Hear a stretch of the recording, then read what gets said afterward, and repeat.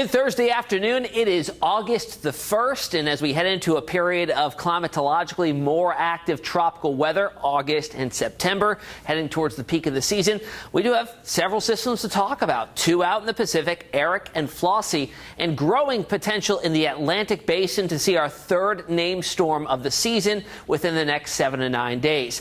Overall, looking at August, since 1970, I went back and queried any storm that developed that got to at least Category 1 strength within the month of August since 1970, found 90 of those storms. So it's a very active time frame, very active month. In fact, 27% of all named storms happen in August, even more so in September. The peak of the season is right around September 10th to September 11th, so it's only going to get more active from here on out. Even October, pretty active too, 17%. So as we look at August, where are the areas that we typically see some development? Well, of course, the Gulf of Mexico is always open for business. Very warm waters there, and also the Caribbean. We see development in this area, and then it typically spreads into the Gulf of Mexico and kind of seeds the area there. And this time of the year, we also look at the main development region as well. That starts to get a little more active and spread systems off towards the west, possibly into the southwestern parts of the Atlantic, or even into the Caribbean and eventually the Gulf of Mexico too.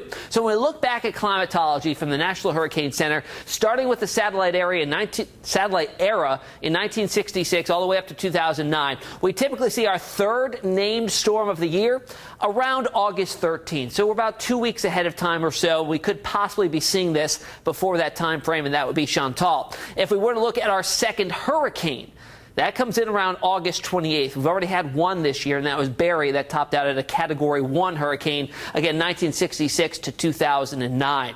A look at the Pacific Basin quickly. I'll touch on this, and then we'll go over to the Atlantic. We still have Erick and Flossie. Erick is just a shell of what it was. It topped out at a Category 4 major hurricane. Now it's down to a Category 1 with winds at 85 miles per hour.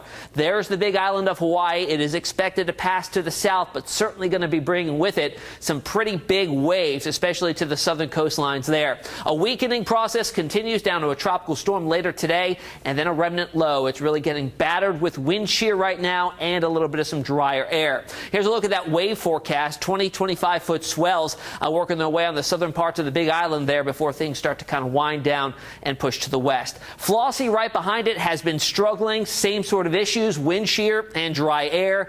It's now a high-grade tropical storm with winds of 65 miles per hour, moving to the west-northwest at 16. Expected to remain a tropical storm, as this one looks to pass just to the north of the Hawaiian Islands. So we had Erick to the south, Flossie likely to the north, bringing some rain showers and maybe some big swells there as well. All right, over to the Atlantic basin now.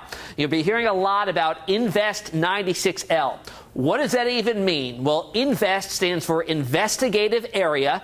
96, it goes from numbers 90 to 99, just to slap a number on it. Then once you hit 99, you go back to 90. And the L means that it is out in the Atlantic basin. If it was out in the Pacific, it'd have an E on the end of it. So 20% chance of Invest 96L showing development within the next 48 hours. That's up from yesterday. That was at 0%.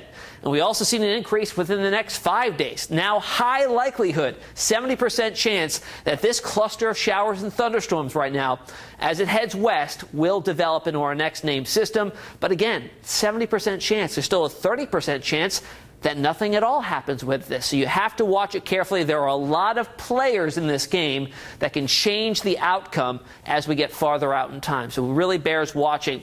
Overall, the environment in the Atlantic is very hostile to tropical development. Dry air is not good. We need moist air. We're finding a little bit of it with some tropical waves off to the south. And here's that one we're watching, 96L right now. Doesn't look like much. You can see the overall spin in the atmosphere here. We saw a nocturnal burst of some convection, some thunderstorm activity. That's typical with tropical systems. But when we peel away the satellite presentation and we look at exactly what's going on in terms of the atmosphere itself, we look at the spin, the atmospheric spin or vorticity.